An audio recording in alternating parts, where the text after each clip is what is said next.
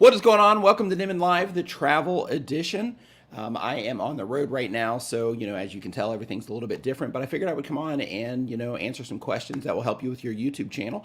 I've got my coffee ready to go. I'm doing this kind of last minute, so we're going to see just kind of how things go. But while that's coming together, I'm in Los Angeles, California right now. So if you are seeing this and you are somebody that is in the Niminati, then shoot me a DM on Twitter or something, and maybe if you're available, maybe we can meet up for coffee or something.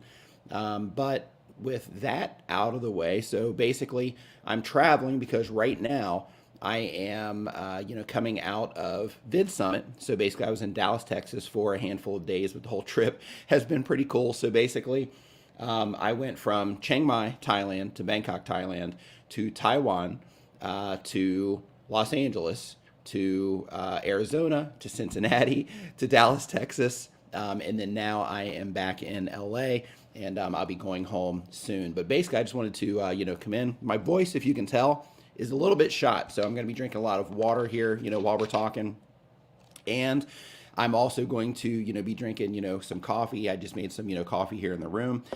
And yeah, the voice is just shot. That's all it is, because I was talking to so many people when I was at Vid Summit.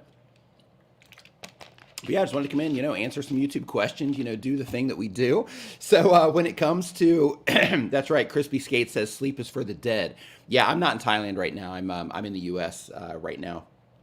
But basically, yeah, I just wanted to come on and chat a little bit and maybe answer some YouTube questions to help you out with what it is that you are trying to do. Really quick. Roberto's like, yeah, is your voice okay? Yeah, it's fine. It's just shot, from the event. But yeah, it's all good. It'll be fine, by the time I get back home and all of that. Jerry, what's up, dude? Hope that you're doing awesome. It was nice to meet you and hang out with you, a little bit there at Vid Summit. Super cool, to see you in person. Roberto, as always, dude. Awesome to connect with you. Yeah, man, it was a really good time. Pixie Dust Traveler, nice to see you there as well. Yeah, it was a super fun event this year. Like when when I went, I was a little bit worried, because it's a much bigger event. But it was great because everybody was still able to connect. They didn't have rooms all over the place, which was cool. There wasn't just a bunch of rooms. There were just 3 rooms. They kept everything, all the information concentrated in, which is pretty cool. Yeah, it was great overall. But we'll talk about that later. When I get back and I'm sitting there with Dee, we'll talk more about that. But I wanted to come in and answer your questions. So there's a form down in the description. So if you do have any questions, I'll go ahead and just drop that link in here real quick. So if you have any questions about what it is that you're trying to do on YouTube, I'll go ahead and just go ahead and get some answered up for you here. And let me go ahead and get this over here and hit paste.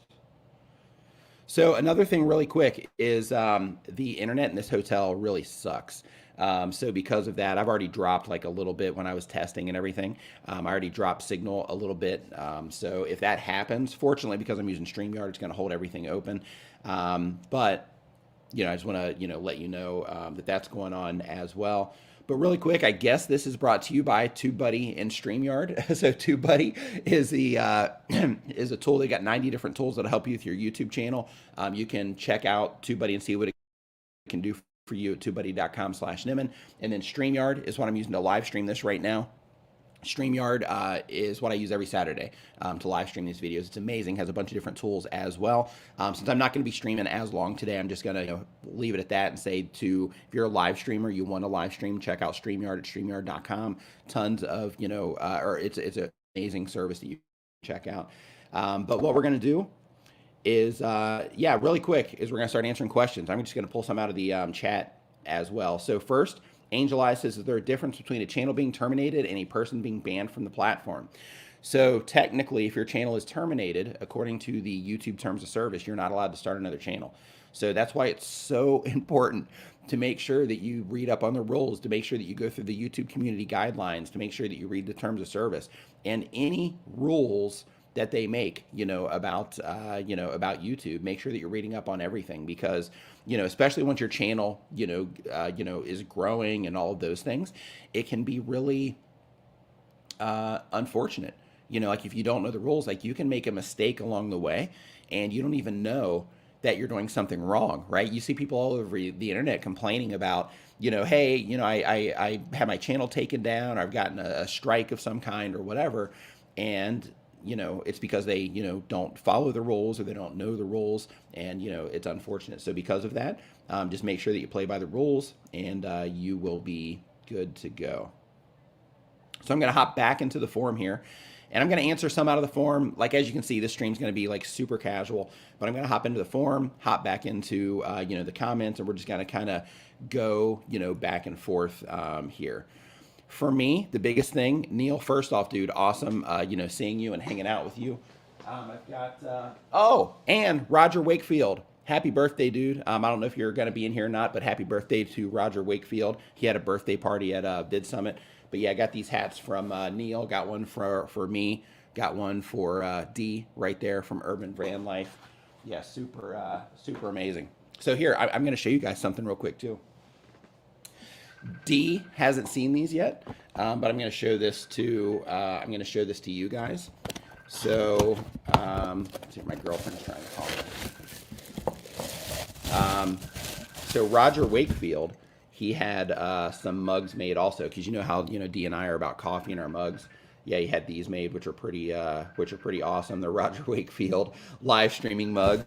Those are pretty cool. So super excited to get those into the studio and start drinking some coffee, out of them. But yeah, so like for me, one of the things that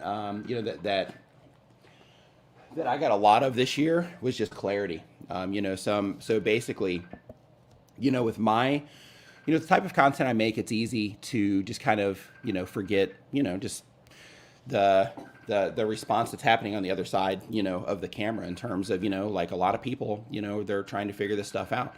And, when you share something with somebody and, it helps them out, when they go to Vid Summit, and you see them, they're like, hey, thanks for, making your videos and all that stuff. And then I get to hear all the stories, about how, people have been transformed by YouTube, essentially by uploading to YouTube and other platforms and everything.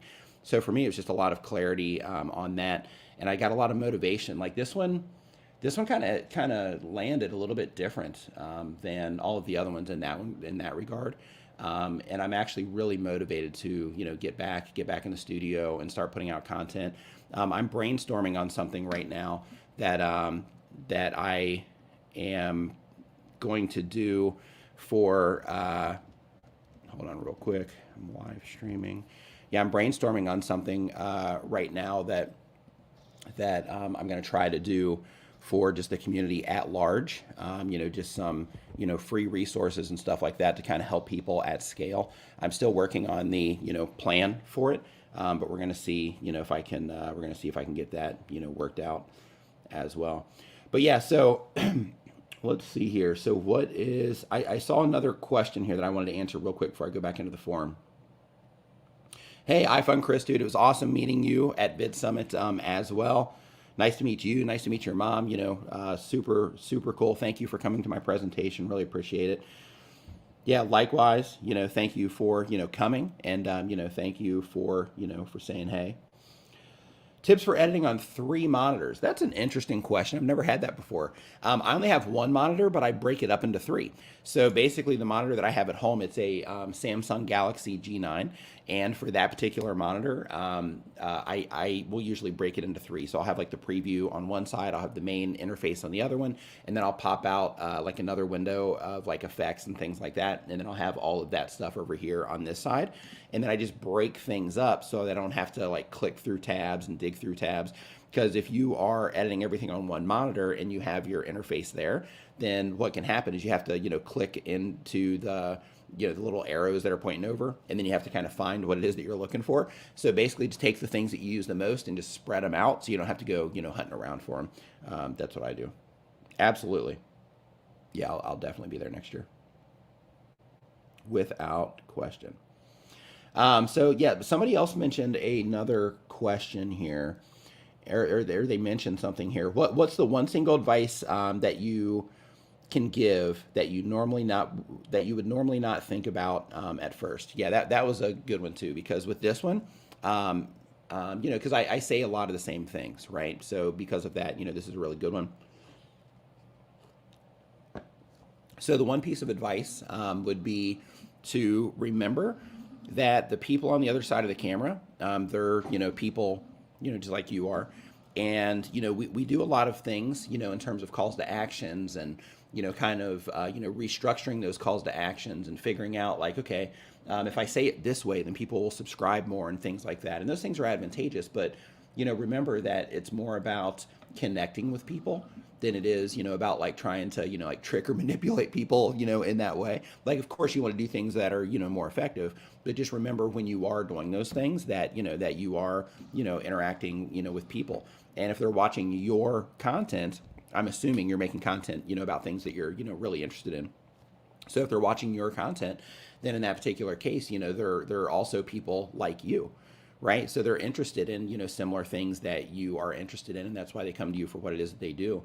So, like when you're looking at your audience retention and all of that, of course you want to optimize everything and you want to try to make that experience as good as possible for them. But also just remember, like, okay, it's people that's rolling through this stuff. So, how can I serve them in the best way possible with my content? I see you're doing, true crime content. And like in your particular case, it's like, if you're doing true crime content, then people are coming to you, for that entertainment or for that escape. So, embrace that and try to, deliver that particular, type of value in the best way that you possibly can. And, sometimes that'll be like super tightly edited. Sometimes it'll be a little bit loose. Sometimes it'll be through storytelling. Sometimes it'll be, those types of things. But just, try to develop your own skill sets to the point that you can, deliver to them, at the highest level, that you're able to, or that you're willing to, whichever way you want to look at it. But yeah, like I would say that would be the thing. And also, we'll just go ahead and do one more. Also, just make sure that you're being intentional about everything. It's really easy to kind of fumble through everything, but when it comes to when it comes to your YouTube channel, you can have videos, like you can stumble through, like I've done this too, like to where you publish a video and you're like, you know what, I just need to get a video out. So I'm just going to like make this video. And, that video does extremely well. Right. But the goal is to, just keep that happening, right? To where it's like, okay, every video I put out, it hits this at least baseline of views over the next like 30 or 90 days. Right. And then by I forget where I was going with that. Let's see here. So, Spatia, my pleasure. Glad that you are enjoying the content. So this is a good question. So the biblically, you know what? I don't put your questions in the forum anymore. I'm going to answer the ones that are there, but today, because it's a little bit different today, so we're just gonna crank them out of the comment section. So then that way we can make sure that the people that are here. Because sometimes people will drop those and come watch them on the replay. Today, it's about the people that are here. So, yeah. So when it comes to better content, it's important to remember that our version of better might not always line up with the people that are interacting with our content, right? Like you might increase your camera quality, but you might find that the people that are interacting with your content, they might have liked that amateur version of things. That might be, before you, went out and got like a fancy camera or something, like that might be, part of the thing that helped them connect to you, because then it, it kept you real instead of like, hey, it's this like, higher produced thing. So, because of that, just remember that just because we think it's better doesn't always mean that it's going to be received better, right? And also keep in mind that there's a lot of variables, like, the timing that you put out your content, and then you have all of the other factors in terms of, how people respond to it. So because of that, just remember that one, you're operating in an ecosystem in terms of if there's a lot of high performing content on the platform at that moment in time that your audience is likely to enjoy, then that means your bar got higher. So even if you are hitting your normal performance baselines, You know, if there's a lot of high performing content at that moment in time and you publish that video, then you're, you know, the competition just a little bit stronger, and that can also cause videos to not do as well also. But that's why it's super important to not look at video performance at the time of publish. I mean, still, you know, monitor it, but look at it more over the, you know, over the course of time. And then that way, you know, you'll see, I'm sure you have videos on your channel where you publish those videos, and, you know, right out of the gate, they might not have done that great. Maybe they were number 10 out of your 1 out of 10. And then, you know, over the course of 90 days or 180 days, those end up going up to like the number 1 spot, you know, competing with those same videos. So just keep that in mind. Buddha Slim, what's up, dude? Hope you're doing awesome. Welcome to the stream today. That's right. Renee Ritchie, what's up, man? Yeah, Western Hemisphere stream. That's right. Yeah, my voice is cooked. Like I'm trying here. Like this definitely is not going to be the normal super long stream, but I definitely wanted to, you know, hop in and you know, say hey and all of that. So the next question, I'm going to pull these from the forum so we can get through these forum questions, and then we're just going all comments. So Dozer Lab is the channel for this question. They upload when they have time. The type of channel is martial arts and fitness. The goal of the channel is jiu-jitsu in the Middle East. That's cool. The question says, I want to start a Q&A series on my channel, something simple without a lot of editing. Any tips? So shorts are a great solution for this. You know, to where, you know, if people are asking questions in your comment section, then you can reply to them in shorts. You know, that's a great way to be able to make content that way if you wanted to. In addition to that, putting questions in your community feed and say, you know, hey, you know, what are your questions about jiu-jitsu in your case? And then they could, you know, put down all of their questions, and then you could just pick those comments, and then you could just put them on the screen, you know, while you're talking, kind of like, you know, like I just put Renee's question up here, and it was awesome seeing you, dude, by the way. But basically, when you are, you know, if you want just to do it lightly to get out more content and to, you know, serve your audience, then in that particular case, you know, just have the question on the screen, make a video, talk about, you know, that particular question, answer it for them, and then, you know, and then end the video. So don't fill it with a bunch of stuff. Just use it as a way to answer the question. So one thing that I found effective on my personal channel is I started a series. So it's like a subscriber Q&A series. And with that particular series, the whole series is that. So then that way, you know, for the people that enjoy that particular style of things, because some people like, you know, just like, hey, this is a conversational thing to where they're just answering questions and then moving on. And because of that, that series, you know, people, you know, some people would go in there and they would watch, you know, a few different videos in that series because they just wanted to see the other questions people were asking, or they just like the format, you know, of the series. Because same thing with those, they were like a little bit less, you know, a little bit less editing and stuff. Tube Spanner in the house. Hope that you're doing fantastic. Says, awesome hanging out with you also. Says, I was going to send a cheesy pun, but I'm too tired and the humor would be queso. Yeah, okay, I see what you're doing there. So it was really great. Oh, you're like laying it on now. Feeling a bit blue. Yeah, it's over. Yeah. So you were going to, and you did. Yep, it came. Yep. Oh, love it. Hey, here's the thing, Dream Builder. So when it comes to tags, listen.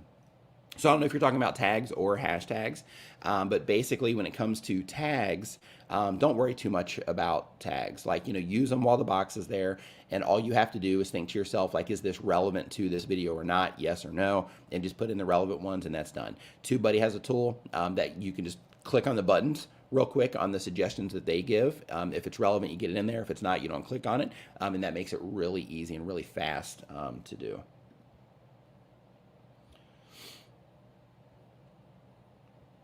Yeah, this is a great one as well. So just in terms of just a side tip here while we're talking, Jerry says that a big takeaway that he got from VidSummit is that the best place to work on better content is at the video idea level. Absolutely. Yeah, there's actually people that have full-time jobs as ideating. Yeah, it's yeah, very important. So let's see here. So next question. And again, we're going to clear this form out real quick, and then we're just going to go comments only for this one. But the channel name is Splendo.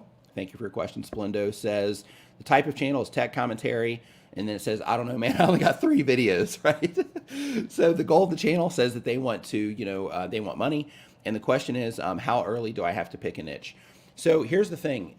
What YouTube recommends is they recommend, and I don't, I'm not like a YouTube employee or anything like that, but what they recommend in their documentation in the, because they have free educational material for content creators, what they recommend is they recommend that if you don't know what you want to make a channel about, that you publish videos about the things that you are most interested in. And when you're publishing videos about the things that you're most interested in, if one of those takes off, or when one of those takes off in that particular case, then you follow that, right? Because that's the thing where, they found the audience for it. The audience that did respond to that, they responded to it well, and it caused it to do substantially better than the other videos. So that's that recommendation. And the whole idea there is basically you are only making videos about things that you enjoy, because if something takes off, you want to make sure that, like if you're going to follow that for the next, 5 years or 10 years as a content creator, you want to make sure that you are talking about or sharing or exploring, different things that, you're the most, that you enjoy most. So because of that, just publish the things that you really get into. And then when you notice, something taken off, then in that case, you can ride it from there. But, it's helpful if you can come onto the platform and you're like, okay, this is the type of channel I want to build. These are the people I'm going to serve with this content. These are the types of videos that I'm going to make. This is the very specific value that I'm going to provide. And I'm going to wrap that up into a value proposition that I, express through my content, and then I put on my channel page, and I put on my About Me page and all that. Like that's a more, strategic approach. But if you're like, hey man, I want to be a creator, but I just don't know what I want to do yet. No problem. Just start uploading videos, and then when you do notice that you have one video that takes off, a lot more, or it does substantially better than the other videos that you're publishing, then in that particular case, follow it up with another one, that is something similar that you think that particular group of people that enjoyed that video would also enjoy. And then, see if you can get a similar response on that video. And if so, you just keep rinsing and repeating that process of, okay, well, they liked these two videos, so now what would they really enjoy next, right? So let's see here. So next up on the list here for the next question, we have, and again, I'm clearing out the forum. We just have a few more of these to go, and then we're jumping into the comment section, and we are, these are just going to be comments only for this particular stream. But here we've got Crispy Skates. Love the channel name. They upload every other day. The type of channel is roller skating. The goal of the channel says, I love it. And I want to monetize to let people know that they are, to let people know to be themselves. Oh, okay, to let people know to be themselves, they're loved. And then the question's the best way to build fans. So when it comes to building fans and, lifting people up, which is the goal that you mentioned, the whole idea is to think about, them first, but you have to put, yourself in front of that, as well, because you have to think, what is it that I want to make? Because what is it that I want to make, and what is it that I want to accomplish? Because, you don't want to start making content about something that you're just making for the sake of growing a fan base, but then you grow that fan base and you're like, man, now I have this pressure to make content, for this fan base, and I don't even like making that type of content. Like, you don't want to be in that place, right? Because what happens there is people will abandon their channels, and then they'll go start other channels. They'll try to pivot them and things like that, and it basically takes you down to zero, and then you've lost all of that work, that you put in. So because of that, it's important that you are, building it around things that you care about. But step one, essentially, I'm actually going to read you a message that I sent to somebody. And this particular message, I just kind of whipped it up real quick. So I have somebody that builds graphics for my website, and he congratulated me on VidSummit, and I was like, hey, how'd you know about VidSummit? And he's like, oh, I saw it on Facebook. And I was like, oh, that's cool. And I was like, man, you should start a YouTube channel, because he's a great animator. He knows, the ins and outs of After Effects, and he's really good at what he does. And he was like, yeah, I don't really know where to start. It ended up where he's like, he doesn't really want to do that himself, but, his kids are wanting to be YouTubers. So I told him, and I'm just going to read this to you. So basically, step one, think of who you want to make content for. Step two, think of something that you would like to make for that group of people. Think of something that you would make that group of people would be interested in. Step three, research channels of other people making similar content and see what seems to be working for them. Analyze and take notes so you can see if there are similarities between channels making that type of content. This will help you get the idea of a quality standard and other patterns that cause people to respond to that type of content. Step 4, plan out some video ideas and pick one that you think would be fun and have the highest likelihood of people responding to it. When you do that, before you commit, also think about how you'll represent that content from the outside to inform potential viewers that your video is about something they might be interested in. If you can't think of a good way to represent it, move on to a different video idea that you can represent. Step 5, plan the first video. Step 6, record the first video. There'll be technical requirements for this, so you'd need to have to watch the YouTube videos. So I told him, I was like, technical requirements, you got to, figure that out. But step 7, I said, you already know how to use the editing software, so you're good there. Basically, it's just edit the videos. And I said edit with the viewer in mind and with the knowledge of the patterns that you see on other channels that are currently, reaching that same audience that are getting results. Upload the video to YouTube, add the compelling title you thought of when making the thumb above, because I actually didn't mention the title part when I was doing that. But I, squeezed it in here. But making a thumb above, add a description, set the other settings. I said I have a bunch of videos on this. Publish a video. Come back in a few days, see if you have any views. If you do, analyze how those viewers responded with your content using your analytics. 12, using what you learned from your analytic or from your analysis, repeat, right? So that's kind of, just a rough overview of the process. And I was, I hammered that out while I was, having pizza. So it's not perfect, but, you get the idea in terms of just, what you need to do. Creator Classroom says, how's your camera looking so sweet on the road? So I travel with my Sony A7S III. It just has a good lens on it, and it's a nice high dynamic range camera. And then also, so I use the same ideas when it comes to lighting as well, because lighting is super important when you make videos. So basically, I have the sun coming in from this side over here, which you can see that that more cooler cover over here. I wish I could actually turn this light down a little bit, but because it's close, it's kind of putting a little bit more yellow on me. But then, I have this light over here, and I could technically move it to about right over here, if I want it to be better. But I turn this light on over here to kind of, give me my fill. And then the sun is, lighting the rest of the room behind me. I was thinking of turning on the practicals back here. Basically, the room lights that are back here, because it's all blurred out and stuff. I didn't worry about it.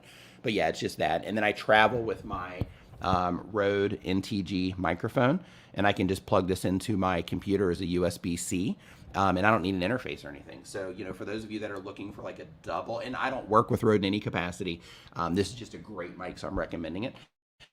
But basically, I can just plug this in USB-C, as you can see there, and plug it USB-C into my computer, and then I'm good to go. Like, that's my, essential USB mic, and then I can also plug it in to use it with my camera, if I'm making videos. Let's see here. So next up on the, we'll do a comment one, and then we will go from there. So really quick, we got some more super chats. Oh, Justin, what's up, dude? Justin, Creator Wizard in the house. What's going on, dude? Hope you're doing awesome. He says, thanks for being a great friend, man. Awesome to see you at Vid Summit. Awesome to see you at Vid Summit as well. Nice to connect over there. Yeah, so Justin, he's amazing. So, we've done some videos. So, a lot of you have probably, been introduced to Justin already. But just in case you haven't, he's the guy to go to when it comes to learning about brand deals. So if you are somebody that, your channel is at that spot where you're like, yeah, you know what? I want to start working with some brands, and you don't have to have tons of followers or anything like that to do so. Make sure you check out Justin. Really knowledgeable and really giving, in his information. Like what he shares publicly, people put it behind paywalls and charge lots of money to for that information.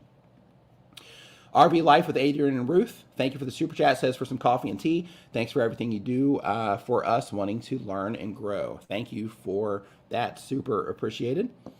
And Hearst Square Dating Pool Roast says, if not monetized, can I ask for Cash App instead?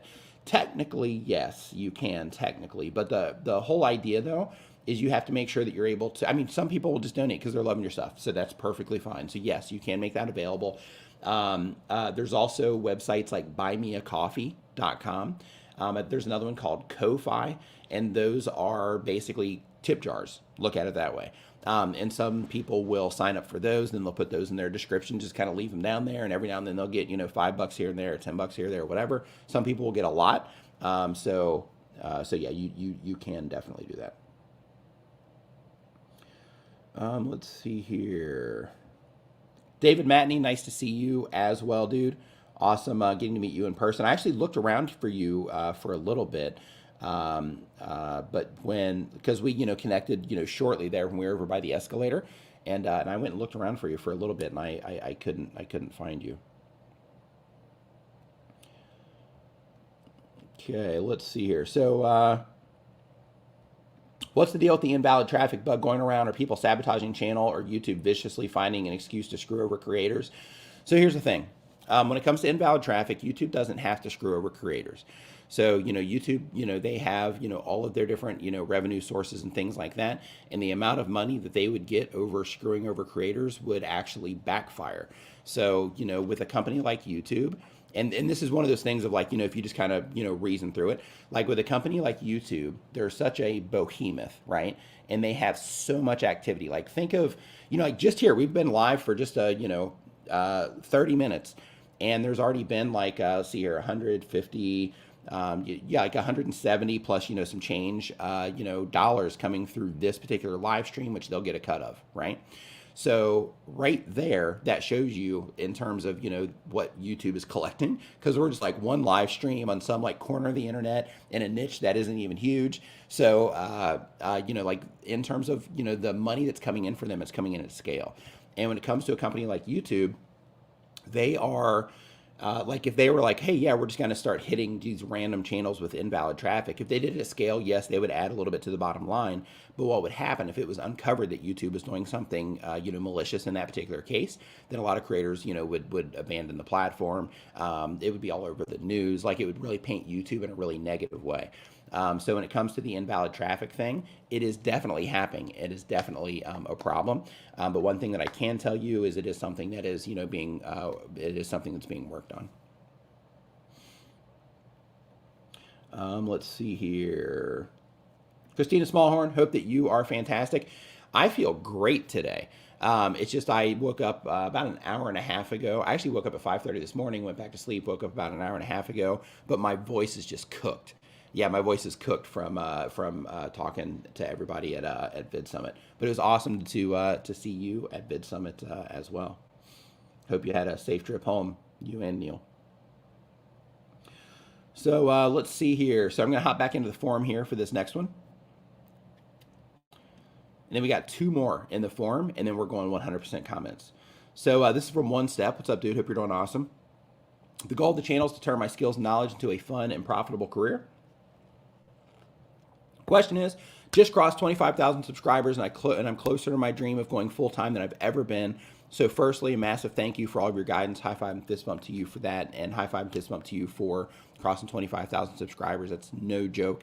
Like what you're doing right now is incredible. A lot of content creators don't make it that far because they quit. They don't see it through. You're seeing it through. You're doing the work, and you're continuing to do it and learn and apply what it is that you learned to what it is that you're doing. You're crushing it. High five and fist bump. Keep going.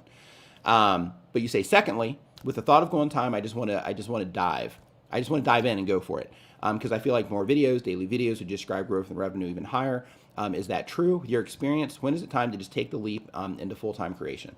So when it comes to, this is a great question. How many people here, just by, show of hands or just say me in the chat, like how many people here want to eventually be able to go full-time on YouTube? If that's you, just say me. When it comes to going full-time on YouTube, like one of the things that that's really important to make sure that you're thinking about is making sure that, because there's a lot of fluctuations with YouTube. I actually talked about this in my presentation at Vid Summit. Like there's a lot of fluctuations when it comes to YouTube. Sometimes you're just crushing it with the ideas that you put out, with how people are responding to the content you're putting out and things like that. And sometimes, maybe you're just a little bit off. Maybe something, just isn't landing right, or maybe you're trying something new. And because of that, maybe ads will go down for a little bit. Plus there's seasonality on YouTube just in general. And there's also advertising or advertisers. So, sometimes people advertise more aggressively on YouTube than other times. And when that happens, it ripples back to us, as the creators. So, because of that, when you are considering going full time on YouTube, the very first thing that I recommend is saving up some money. Having a cushion so that you're not stressed out. Because if you're stressed out, trying to make sure that you are, doing everything, that you're supposed to, and making sure that you're getting things to a certain place, that can be very stressful. And if you're super stressed out, a lot of people just don't work well under those conditions. So because of that, just consider that as well, just, saving up some money. Also, before you go full time, get together a rock solid monetization strategy for your channel. So, like I said before, on platform monetization in general can go up and down. It can be very inconsistent. So because of that, you want to make sure that you are finding every possible way to monetize on your channel, and that you're testing those monetization methods, and you're seeing what it is that people respond to, and that you, in addition to what it is that you're generating from AdSense, you also get those built up to where you would also be able to live off of those alternate monetization options as well. And when you do that, then you're essentially, doubling what it is that you are, that you have coming in. And you're still making the same amount of content, right, while you're on that particular path, but you're doubling doubling the amount of money that you have coming in, and you are creating fallbacks. So in the event, there isn't a big ad spend, or in the event of like an adpocalypse or something weird like that, or let's say you make a mistake, that you maybe you break a rule that you didn't know was there. YouTube has their, education thing now, to where, they're kind of hedging against that, to kind of protect creators a bit. But, even still, you want to make sure that you are just kind of giving yourself a cushion, and not putting all of your eggs in one basket, so to speak. So build up those other alternate monetization options as well, just so that you can make sure that you're, that you're creating stability in what it is that you're doing. Because what you don't want is, you don't want to, always be having these swings in your income. You want to have it to where, like, what? I know that as long as I keep doing what I'm doing, I'm going to be able to create, some type of relative consistency in terms of the money that I have coming in. And that's going to be really important, if you have a family to take care of, or you're taking care of yourself, or if you have, mortgages or car payments or anything that you are required to pay. And if you don't pay it, there'll be a negative effect. It's really important to make sure that you just have all of those things covered before you take that leap. Let's see here. Okay, Jazz Convoy says, why am I getting views but not subscribers? I recently switched my channel's genre. I'm concerned it has to do something with that. So when it comes to subscribers, people subscribe for a bunch of different reasons. The very first, is when you ask people to subscribe. That's effective. People subscribe when you ask them to subscribe. In addition to that, people will see the value in what it is that you're doing. Some people will just subscribe because you said to subscribe, right? They'll do that. But some people are a little bit more protective of the channels they subscribe to, because they don't want to pollute their subscriber feed. They want to go to their subscriber feed and only see the content that they want to see. So because of that, some people will go and look at your channel. Some people will see what it is that you have. They'll see, if you have a history of publishing, they'll use that history to determine the future value, essentially, that they're going to be able to get out of your YouTube channel. Some people will do that too. So one thing that's helpful is having a niche channel. You said that you just switched, so that could, be causing a little bit of an issue if you have an archive of content that isn't in alignment with the people that are watching right now. But having a niche channel is extremely helpful for that, because if you have a niche channel where you're focused on serving one particular type of viewer, then what happens in that case is people will come into that. And then for the people that explore your channel, those particular people will be like, oh yeah, there's a whole channel full of this stuff. This is great. Other things that can be helpful in terms of just slowly nudging up that bar. One second here. Other things that can be helpful in terms of slowly nudging up that bar is spreading awareness about the fact that you have a niche channel. So, in your case, you're doing a jazz convoy. I'm not really clear on exactly what it is that you're offering on your channel from your name, but when it comes to, and that's not the problem when it comes to subscribers, but like when it comes to, your value proposition, you can tell people in your videos, while they're going through the process, you don't have to do it at the beginning and create, that interruption there. but somewhere, in your video, as they're going through it, you can just jump in really quick and say, oh, hey, by the way, we publish videos like this every Monday. So if you're enjoying this, make sure you subscribe. Or let's say that you're teaching people how to play jazz. In that particular case, you could jump in and hey, we teach people how to play jazz. So if you are somebody that's trying to learn how to play, make sure you subscribe. And then by doing that, you are spreading awareness about the value proposition and what it is that you're offering on your channel, and that can, nudge you up in terms of your conversions on your on people subscribing to your channel.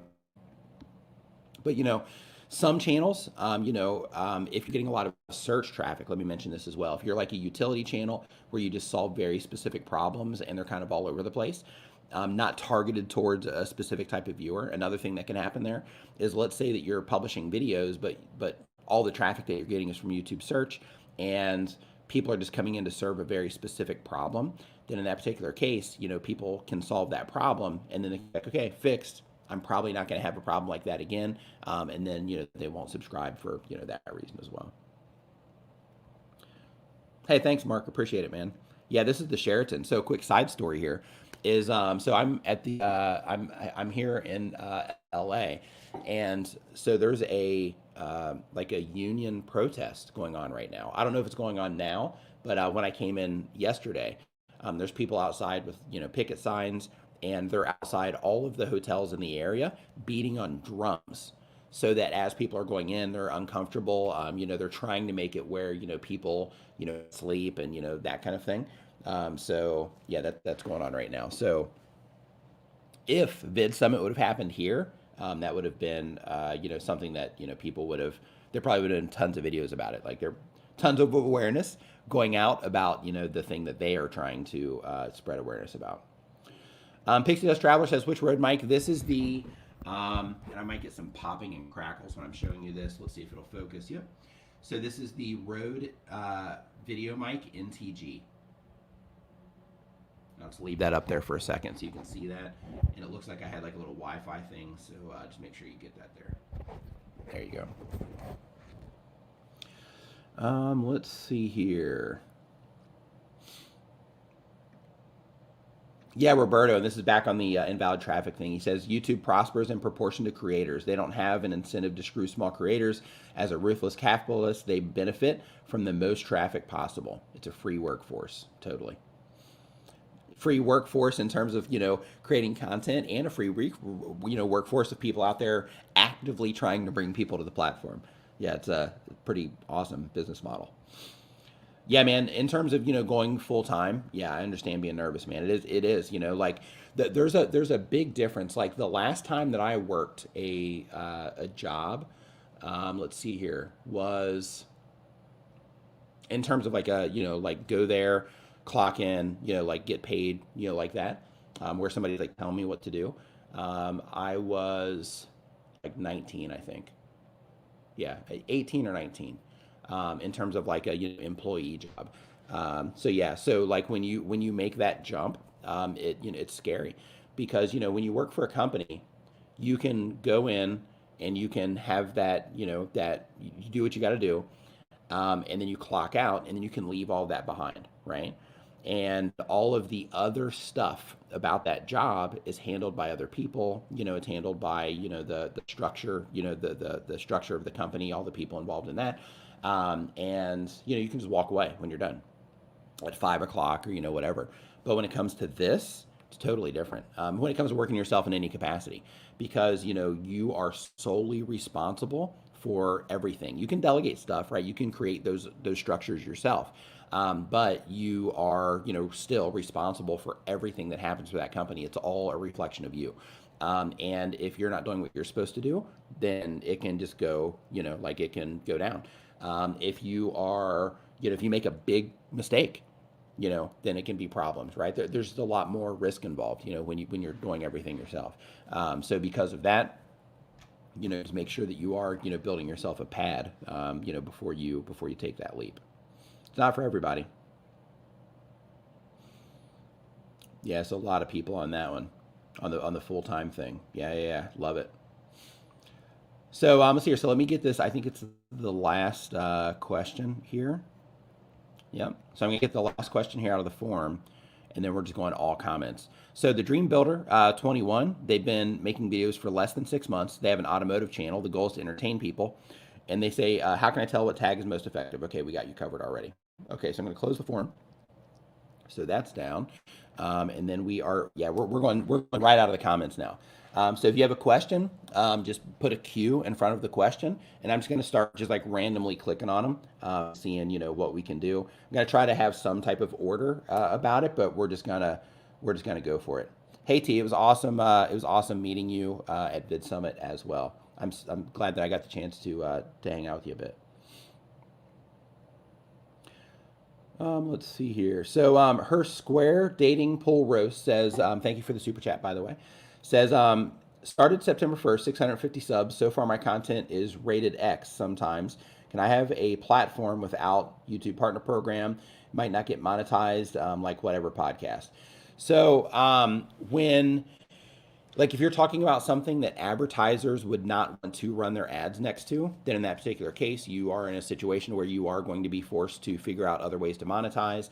But you can still upload your videos to YouTube. You're just not going to be able to run ads on those particular videos. So because of that, you might want to, if you're doing a podcast, then in that particular case, you can look around for, options on different ways to, monetize podcasts and stuff. But you can monetize your content in a bunch of different ways on YouTube. But yeah, if you're doing something, extremely explicit where an advertiser would be like, yeah, I don't want my stuff showing up next to that, then in that particular case, you're definitely going to need, some type of alternate monetization. Does having too many tags hurt your channel's reach? My channel tanked this last month and I can't find the reason. So just a couple things to look for. So in terms of the tags, no, it's not because of your tags. So what you want to look for is you want to go into your YouTube analytics in terms of just trying to understand, what happened. You want to go into your YouTube analytics, go into advanced mode. Once you are inside of advanced mode, go to traffic sources. You're going to see a line graph, basically all these lines going across the screen. And then underneath that, you're going to see the different traffic sources on YouTube. So you're going to see browse, you're going to see suggested, you're going to see search, you're going to see channel pages, external, so on and so forth. So what you can do is you can click on all the different traffic sources, and then those lines that you see are going to be just those particular traffic sources. So make sure you have external in there because that could also be a factor. Make sure that you are looking at search, make sure that you're looking at browse, and make sure that you are looking at suggested. And then those lines that you see, going across the screen, if you thriving, you're going to see one of those lines take a dive, like if the channel just tanked, right? So what you want to do is make sure that you set your date range to where it's a little bit before your channel started, performing poorly. Set the date range before that, and then just follow that line. You're going to see what happened. So what can happen is, like, let's say that you have a video that's just doing great, and then somebody comes along and they make another one, and it knocks it out of the spot that it was in from search, but you're getting crushed with search traffic, and they end up taking that #1 spot or the #2 spot, like wherever it was that you were getting traffic from. If they end up pushing you down, then in that particular case, if you see it was search, then that could be what happened. If it was homepage traffic where you're getting a lot of views there, then there could be other content that just outperforms you there, and because of that, your competitiveness for all of the for all the content that YouTube thinks is a perfect fit for the people that are interacting with your type of content and all the other content that they watch, you might have just fallen below the threshold there, and other content is just performing better. Therefore, you're down now. Other things is if it's suggested, then you could be getting a lot of traffic from other videos, from just like a stack of other videos, and those videos could have just stopped performing, and therefore they can't feed that traffic over to you. Or it could also be a situation to where you have somebody else come along and they make the videos that end up kind of taking you out of that spots because they outcompete you there too. But that'll just give you some insights on maybe what happened, and then from there you can start trying to rebuild. But basically, like, one thing just to keep in mind, sometimes when you go down, it doesn't mean you're always going to stay down. It could just be things are just really competitive right now, those sorts of things. Also, if you do notice, like, hey, I got kicked out of, not kicked out of, but I lost like search traffic, then in that particular case, try to, get some more videos in there, right? Go and see, hey, did somebody knock me out of there? Make sure that you're looking I mean, it's kind of hard to see, but the first place is to look in incognito mode in your browser, because YouTube search results are catered to the viewer. So there's some things that are consistent, no matter, I won't say no matter what, but across the board mostly. But when it comes to search, a lot of that is catered to the viewer now. So like if you look, then you'll probably see your stuff there. If you have videos in search. But if you log out, then you'll at least have like a starting fresh version to see, if you're in that particular spot or not. So I would start, there with that particular line graph so that you can just get an understanding of what happened. Let's see here. Oh, and external. I forgot that one. So when it comes to external, same exact thing. You'll look for the line, and what that is that's where people are coming into your video from off of YouTube. So basically, you're bringing people onto YouTube there. So what can happen there also is, like, let's say that somebody shares your video in their blog article or something like that, and that particular blog article is also doing well in like Google, or they have like a promotional campaign around it. Then in that particular case, that blog post that your particular video's in, like it can do good for a while, and then after that, then it could tank if that was the thing feeding your, feeding your traffic. Great questions today. T's Hot Mess History, thank you for the super chat. Says, it was nice meeting you too. I got to tell Roberto Blake, but I didn't tell you. My name is pronounced Ty, not T. Everybody says it like T. Thank you, Ty. Got it. It's easy for me because I live in Thailand, right? So yeah, got it. Yep, it's in there now. Traveling with Brian says, great saying hi to you at VidSummit. About to upload my first long form video. Do I just start working on my next video, or are there things that should be done after a first upload to help it along? So if you want to learn how people are responding to your videos on YouTube, then in that particular case, just let it be there on YouTube. Because what you ultimately want is, you don't want to have to put it all over the place, right? You want to be able to publish something and then people respond to it on YouTube. And then, when you keep publishing videos, people keep responding, and just learning that skill set. Because what can happen is people will they'll get dependent on publishing videos on like Reddit and places like that, and into specific communities there, which is something that you can do. But when you are doing that, you're dependent on offsite, and you're losing the big opportunity, which is letting YouTube find that audience that's the perfect fit for you and show your content to more people like them. Like that's how channels really grow on YouTube. So because of that, I recommend, like, you can promote it out if you want to. But if you do promote it in places like Reddit, or a Facebook group that you happen to be very active in, or something like that, that's around the type of content that you make, that's fine if you want to. But just make sure that you are, kind of prioritizing, the performance on YouTube. Because, you don't want to be dependent on when you publish a video to like Facebook and things like that, and kind of, putting it in front of people there. Again, you can, if you want to. But you want to get your content to a performance level on YouTube to where YouTube is showing it to more people based on how the people that you're trying to reach are responding to it. Great question. Let's see here. Excellent, dude. What's up, man? Cheers. Coffee. Let's see here. I'm just going to scroll down to some of these. Okay. Justin Spiegel says, my channel is about DJing with the iPad. I'm the only person teaching this kind of DJing. Should I go more general DJing or go all in on iPad DJing? I would start, first, think of what you're trying to accomplish long term. This is something that content creators don't really think about a lot. Like, they think about the videos they're making, but they're not thinking of what it is that they're trying to do. So, if you go after it with intention, and you're like, you know what? I'm trying to be the biggest iPad DJ channel on YouTube, or the most valuable in terms of, the value people are getting from you, iPad DJ channel on YouTube, then in that particular case, by all means, go all in on iPad DJing. But if you're like, hey, I'm building this up, and I'm just giving you different scenarios, like I don't know what you're trying to do, but if you're like, hey, I'm trying to build this up because I'm going to build my own DJing app in the future, and once I have some money come in from YouTube and stuff, I'm going to use some of that to build my own DJing app, and because of that, I'm also going to build like an Android version. Then in that particular case, you might want to be like a tablet DJ person or a mobile DJ person, not necessarily like an iPad DJ person, right? So because of that, I would just get clear on like what your long game is. And then if your long game is like, yeah, you know what, I'm just going to ride this, iPad DJ thing and just teach people everything that I know about it and, kind of help myself deep dive on it by learning new things and all that. Then in that particular case, yeah, own that space. There's a guy called Henny the Business. You might have actually ran into him from your content, but Henny's amazing. First off, but when I was first, it was right after I got an iPad actually. I was on YouTube and I'm looking around for different music production apps and things like that, and I ran across him, and he was kind of in the scenario that you're talking about, to where he had, hey, these are the apps that you need for it. He had videos about like different interfaces that worked with it, the best keyboards that he had experimented that worked with it and all of that.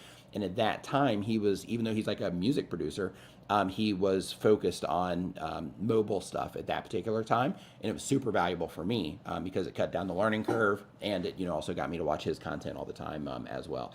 But yeah, like if you're wanting to be like the iPad DJ person, then absolutely just double down on it and own that space. If nobody's focused on that, that's actually a really great opportunity.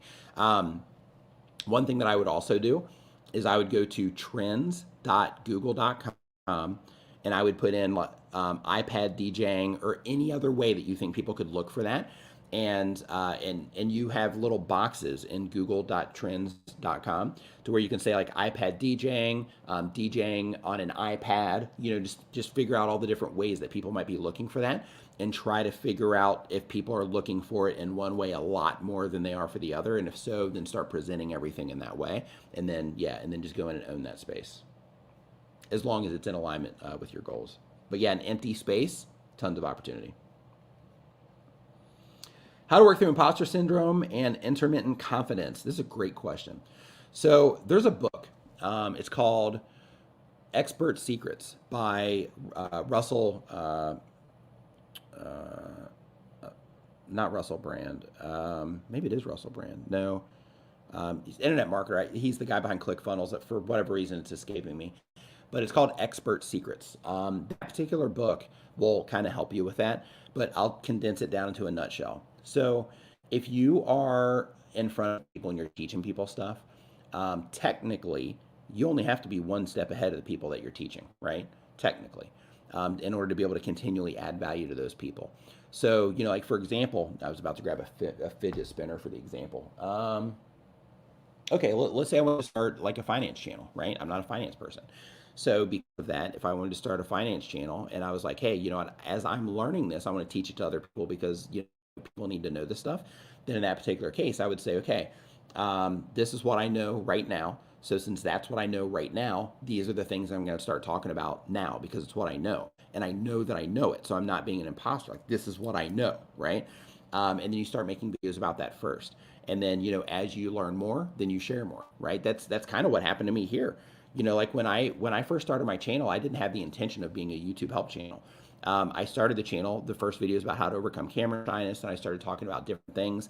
I started talking about like, how to stay focused when you're working in a coffee shop, how to name your next project, stuff like that. And when I was making those particular videos, it wasn't, targeted towards content creators per se. It was more like people that are just trying to do stuff online and providing services for other people and stuff like that. Then, I started making videos also about how to find video ideas because that was just my reality. So like as somebody that was uploading videos to YouTube, I'm like, okay, I'm trying to find video ideas. I figured out how to do it extremely efficiently. Let's make a video about it. And then one of the videos that I also made was about how to come up channel ideas, YouTube channel ideas. For that one, I went to that one from YouTube search. And I was like, hey, a lot of people are looking for this, and I had to go through that as well. So let me, just tell people, how to come up with channel ideas. And then I ended up making a video on SEO. That SEO video, there was a lot more that happened in between, that moment and making that SEO video. I ended up working on another channel, getting that channel moving, with someone's help that knew about YouTube.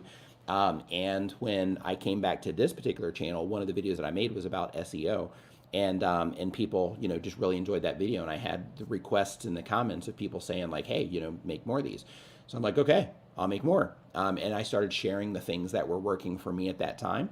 And at that time, because, I made the commitment to take YouTube seriously, because I caught the bug, so to speak, when I was working on the other channel, and I made the commitment to take it seriously. So because of that, I was like really deep diving on everything, and then from there, people started reaching out for help and things like that, which I did intend to do when I first started the channel. But somebody was like, "Hey, let me be your first person. I know you don't have experience doing this, but let me be your first person." We started getting results and all that stuff, and then that helped me build my confidence, helped me get more awareness about how things work across different channel types, things like that, and all those things were happening while I was deep diving down into YouTube and how things work with my channel and trying to better understand what it was that I was doing. So when it comes to your own imposter syndrome, just think about it through the lens of everything that I know or everything that I'm going to be sharing. There's some people that don't know those things.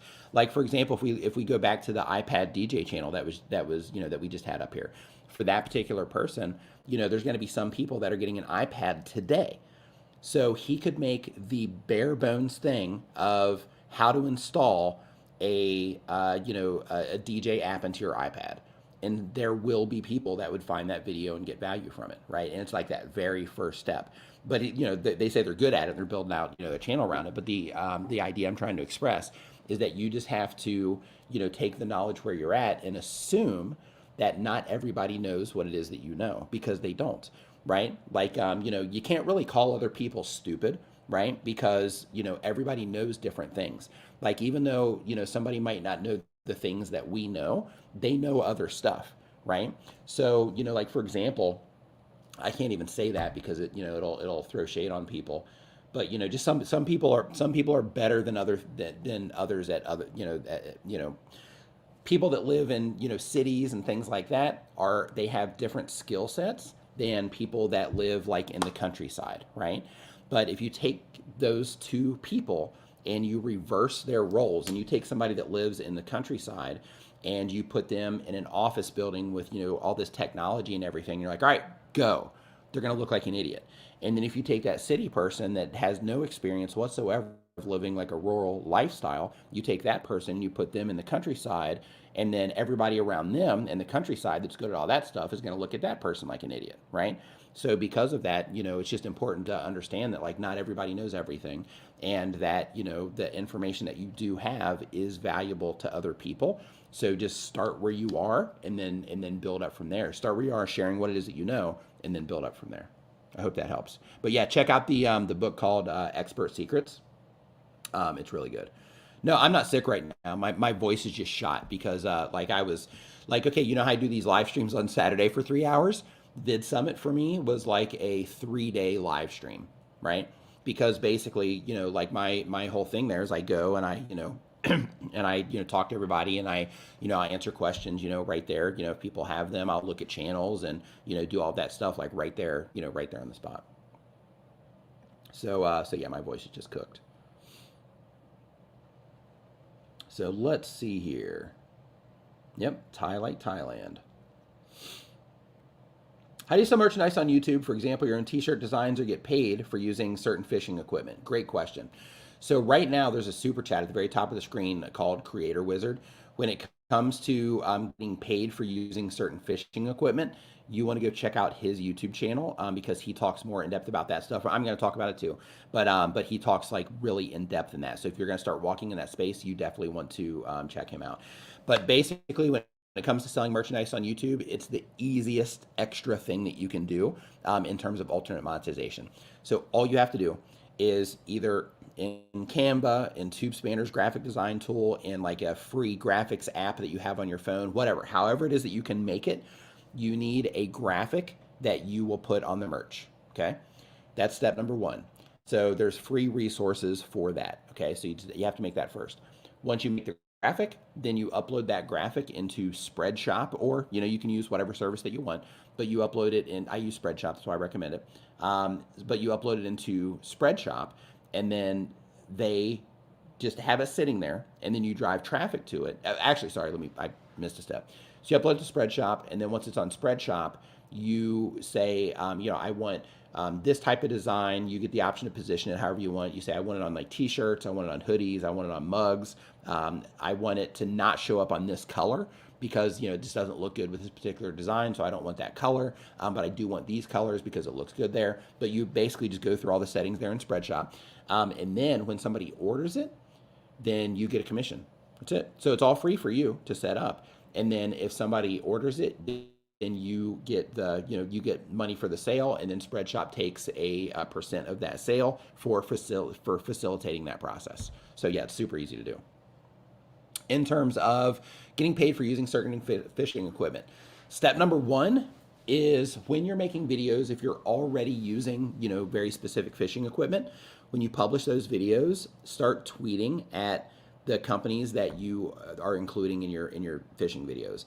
So for example, like if you are, if you have like a certain set of poles that you always use and you're always fishing with those, every time you publish the videos, just say like, let your community on like Twitter or LinkedIn or wherever it is, be like, hey, just published a new video. In this video, I'm using, still using, these great fishing poles from at, and then, whatever the brand is. It's free exposure for them when you're doing that, but it helps you come up on their radar. Because like, wow, this person's like always tagging us or whatever, or they see your tag once, they go check out their video and they're like, hey, this person's, putting together some cool stuff. And then they'll reach out to you from there. The other version of this is you can hop on LinkedIn, you can find their marketing or influencer marketing people, and then you can say, hey, I have a fishing channel, I'm working on this video. I'm always using your fishing, equipment anyway, but I would love to work with you in some way in some future content. Are you currently doing any influencer marketing? And then from there, that will start the conversation, and then you can, navigate from that particular point. Unbridled Mayo says, hey, Nick, would I ever get a claim for quoting something from a movie or humming a song without using footage? If so, are there any guidelines for that? So when it comes to humming, that has happened. That's why, Dee and I will joke when we stream together about like, oh, you almost got a copyright claim. Like, like if one of us will start to hum something or something like that. That's why we make that joke. So, it has happened in the past. So one of the things when it comes to content ID, when it relates to music, is the things that are really, copyrighted in music are the melodies, right? Because that's what, really helps you identify a song. So because of that, that's where, those types of issues can happen. In terms of guidelines, absolutely. You can go to, just go to Google and type in YouTube community guidelines. And then, all of their guidelines are going to go up there, and you want to dig into anything related to copyright. Another thing you can do is go to Google and then type in YouTube copyright rules, Google help pages, and then that should lead you into like the right area there in the Google help tools, because the community guidelines is relatively like vague. They like tell you, what you need to know, but it's it can be vague in some places or just kind of leave you with some questions. But when it goes to the Google help pages, that's where they usually like deep dive, and they're a little bit more clear on information. So I would check both of those. If you can't find it, you're in the Facebook group. So if you can't find it, tag me in the group, say, yeah, I can't find anything about it. And then once I get home, because I'm leaving in 2 days to go home. So once I get home, then I'll pull it up. Or if I get downtime here while I'm here in LA, then I will also. Let's see here. Great question. Are lives important for growing your YouTube channel? So when it comes to, and if you have a question, make sure you put a Q in front of the question, so I can just identify that it's a question for me. So when it comes to lives, lives are not important for growing a channel, but they can be helpful for deepening your connection with your community. So, when people are watching video content, they can get to know you there. But when you are publishing video content, for a lot of us, it's pretty polished content. And even though we do share ourselves and we share our personalities and we share what we think about things and all the stuff that, kind of makes us human, there's a little bit of nuance that gets kind of stripped out, right, when you're publishing or editing video content.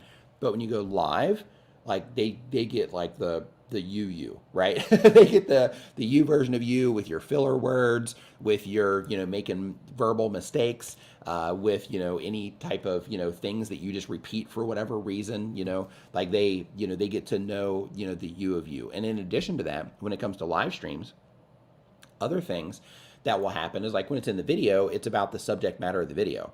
But when you're live streaming, the people that are hanging out there, it's about, something that of value that you provide to that, audience. But you'll also have like little side stories and like, these little, bits of information that you share that also lets people know more about you as well, outside of, just the thing it is that you talk about in your YouTube channel. So it's really cool for, for just creating a community. Yeah, analytics are confusing. YouTube is doing a great job of simplifying analytics and making it easier for people to understand. Like you want to, start learning about YouTube analytics because, it can give you a lot of really great insights. But YouTube is doing on all of their quick view stuff that they're doing. They're doing a fantastic job to, to make it easier for content creators to better understand how their audiences are responding to stuff. Even if you don't even look at the analytics part, but you look at the messages that YouTube gives you when you publish videos, and they let you know, hey, your audience isn't responding to this. They don't watch this as much as they usually do, or they don't click on it as much. And they're not watching it for as long, or they're not clicking on it as much, but they're watching it for longer, those types of things. You can really get a lot of insight just from those things, alone. But if you do, learn like advanced analytics, in that particular case, it can give you, deeper insights on what it is that you're doing. How many videos to get to 150? It depends on the videos that you are putting. There's averages. I have a video on my channel. If you just go to YouTube search and you type in Nick Nimmin how many videos, then that video should pop up.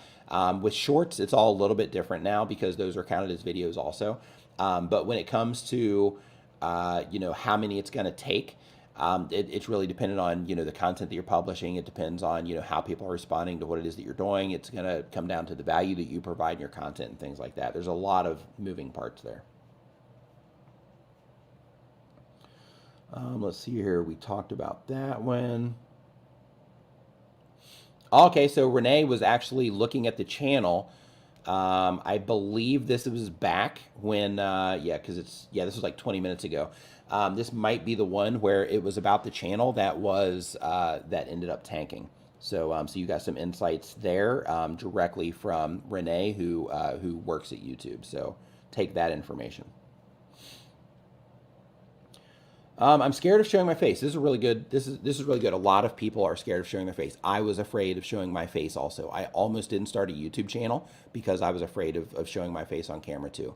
At that particular time when I was starting my channel, I still had in my mind at that particular time that YouTube was for, like kids and stuff like that.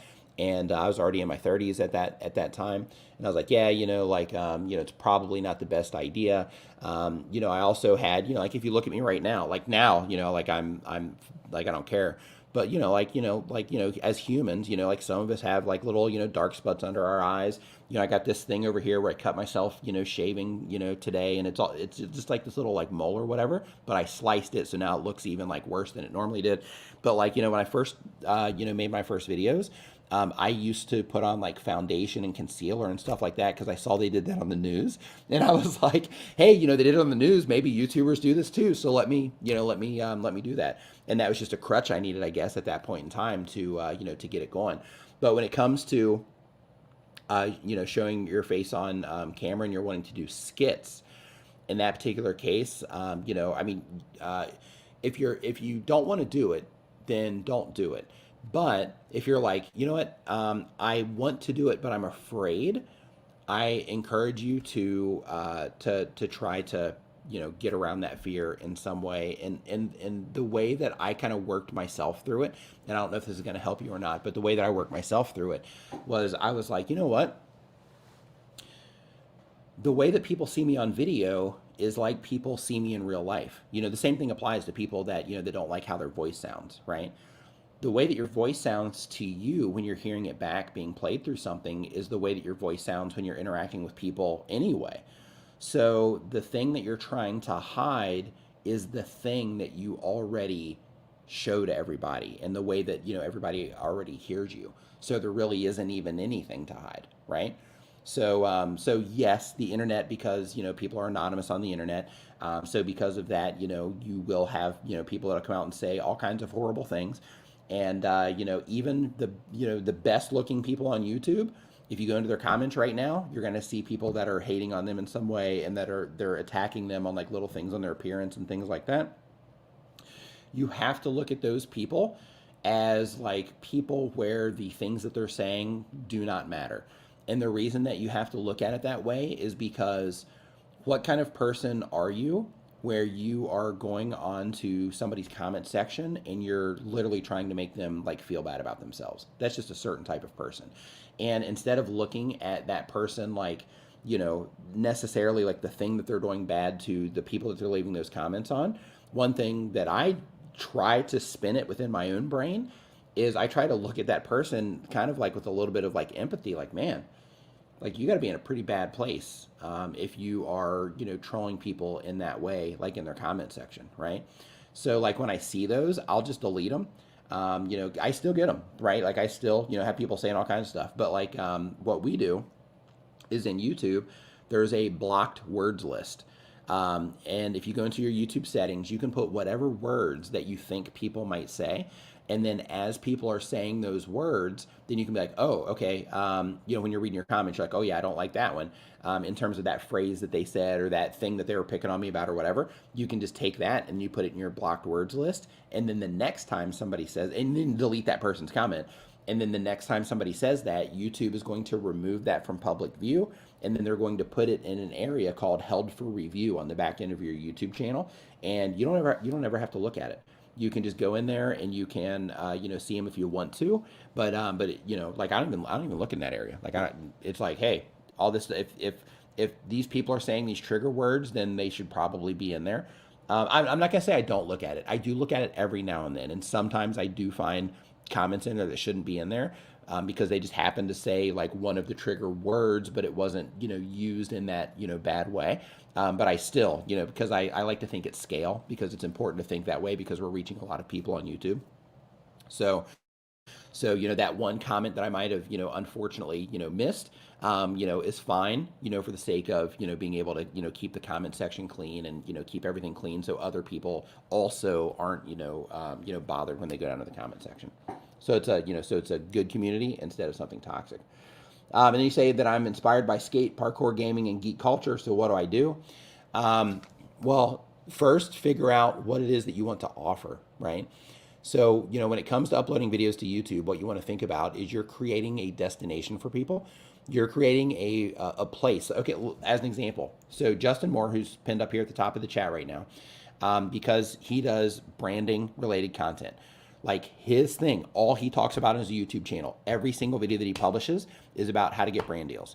So because of that, as soon as he came into the space, right, he starts, sharing what he knows. He starts giving freely. And he starts coming on everybody's radar because he's putting out all this amazing content about brand deals. So now because all he talks about is, brand deals and all the different things, involved with that. Now, everybody that, that serves content creators that knows about him, when brand deals come up in conversation, like, oh yeah, go to Justin, he's a brand deal guy, right? So like he's that destination. He's the destination for people that are interested in getting brand deals. I'm a destination for people that are interested in thriving on YouTube and learning about how to grow their channels and all the tools and resources and information they need to know how to do it. So because of that, you come and watch my channel, or if you're trying to figure something out, you might say, oh, I wonder if Nick has a video on that, right? So my channel becomes a destination if you need assistance with what it is that you're trying to do. So what you want to think about when it comes to you and the content you're publishing is what type of destination are you going to create for people that are interested in what it is that you're wanting to put out there. And then from there, start building that. So, in terms of, publishing videos on like skate and parkour and gaming and geek culture, technically you could have a variety channel, but channels will typically grow faster if you do pick something, right? So if it's like, hey, I'm going to be the best parkour channel on YouTube, or one of the best, depending on how aggressive you are, right? Or how ambitious. Or I want to be the best geek culture channel, or I want to be the best, gaming channel. But basically just picking that and being like, okay, I'm going to build a destination here. I'm going to build something to where the people that are into this type of content, if they are watching this type of content, I want them to come to me. And then you build that. Hopefully that helps.